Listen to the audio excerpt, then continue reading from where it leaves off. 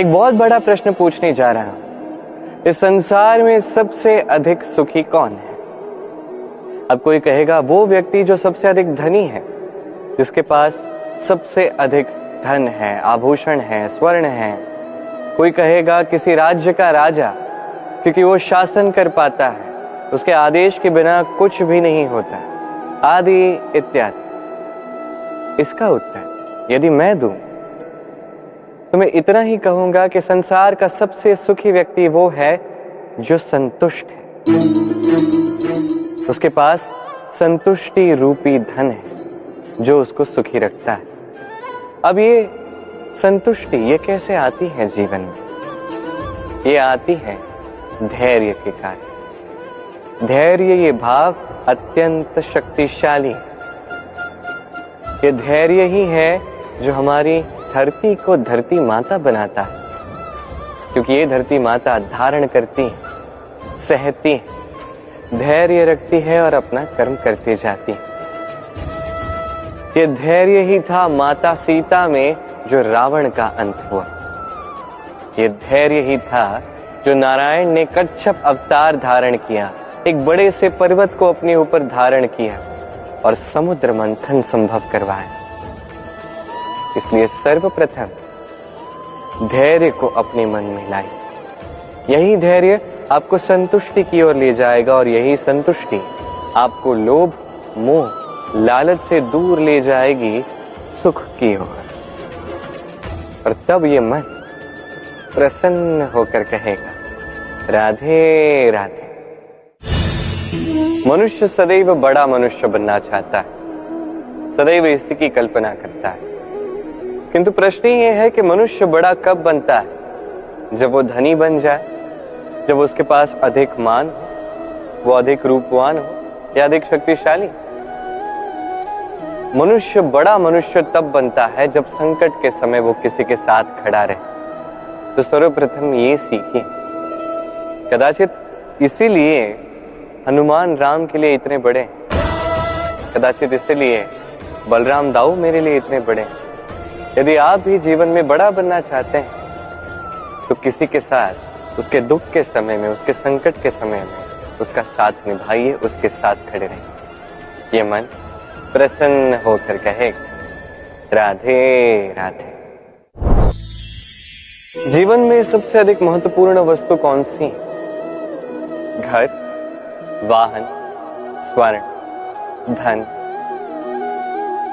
यदि मैं आपको सत्य बताऊं तो जीवन में सबसे अधिक महत्वपूर्ण कोई वस्तु है ही नहीं। यदि कुछ महत्वपूर्ण है तो वो है भाव,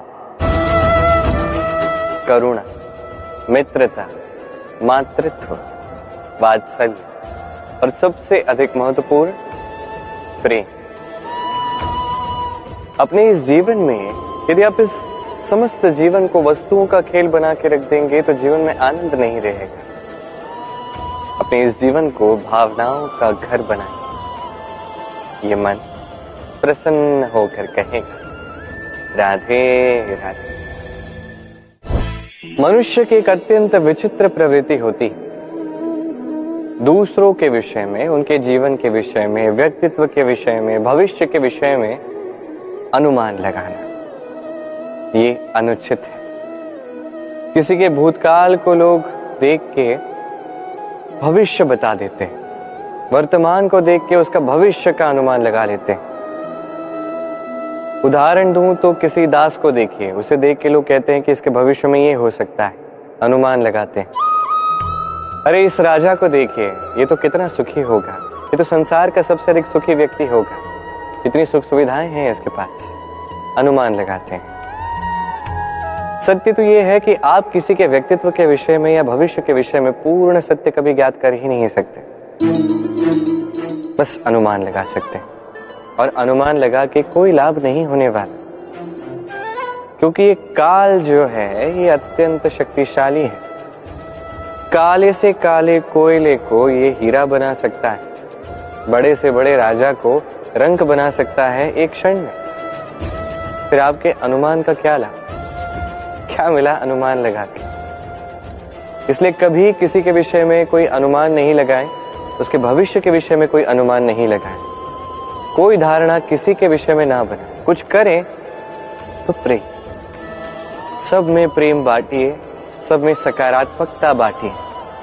ये मन प्रसन्न होकर कहेगा राधे राधे। कहते हैं संसार में हर रोग का उपाय है। यदि आप अपने शरीर से प्रेम करते हैं तो व्यायाम कीजिए, यदि आप श्वास से प्रेम करते हैं तो प्राणायाम कीजिए, यदि आप अपनी आत्मा से प्रेम करते हैं तो ध्यान कीजिए, किंतु यदि आप अपने जीवन से, परमात्मा से प्रेम करते हैं तो सबसे प्रेम करते रहिए। ये प्रेम अत्यंत महत्वपूर्ण और आवश्यक है। इस प्रेम से अच्छी ना कोई औषधि है, ना कोई आसन, इससे अच्छा ना कोई व्यायाम है, ना कोई प्राणायाम। ये प्रेम बड़े से बड़े समस्या का हल निकाल सकता है। प्रेम बड़े से बड़े संकट को आपसे दूर कर सकता है। ये प्रेम आपको जीवन जीना सिखाता है, क्योंकि ये प्रेम ही जीवन का वास्तविक सार। तो आइए और मेरे साथ प्रेम से कहिए राधे राधे। मनुष्य छोटा हो या बड़ा, राजा हो या रंक, हर एक मनुष्य में एक समानता देखने मिलती है। हर एक मनुष्य को अपनी प्रशंसा अत्यंत भाती है। बड़े प्रसन्न होते हैं मनुष्य जब उनकी प्रशंसा होती। और आप किसी से जाके कहिए कि आपकी ये भूल थी, आप में ये कमियां थी, वो सुनने के लिए सज्ज ही नहीं होगा। हर एक मनुष्य सुनना चाहता है कि आपने जो भी किया सर्वोत्तम था। अब आपको एक बात बताता हूं, ये है निंदा, ये है प्रशंसा और ये है सत्य। इन सब से ऊपर तभी मनुष्य दर्पण देखता है। दर्पण मनुष्य को सुंदर नहीं दिखाता, उसे सत्य दिखाता है, जिससे मनुष्य और सुंदर बनने के लिए प्रेरित होता है। इसलिए दर्पण की आवश्यकता होती है सत्य जानने के लिए। जीवन में निंदक प्रशंसक से कहीं अधिक महत्वपूर्ण होता है। क्यों? क्योंकि वो आपको आपकी कमियां दिखाता है, आपकी भूल दिखाता है, एक अवसर देता है आपको स्वयं को सुधारने के लिए और श्रेष्ठ बनाने के लिए, कि प्रशंसक नहीं कर पाता। तो जीवन में जब भी निंदा होती तो उसका आकलन कीजिए, सकारात्मक रूप से उसे देखिए। यदि स्वयं को कुछ शिक्षा दे सकते हैं तो निश्चित रूप से दीजिए। मन प्रसन्न होकर कहेगा राधे राधे। कभी किसी पपीहे को देखें, कहा जाता है कि वर्ष भर में केवल एक बार अपनी प्यास बुझाता है, वो भी आकाश में मंडरा रहे मेघों द्वारा बरसाई गई वर्षा की बूंदों से, और कहीं से वो अपनी प्यास नहीं बुझाता।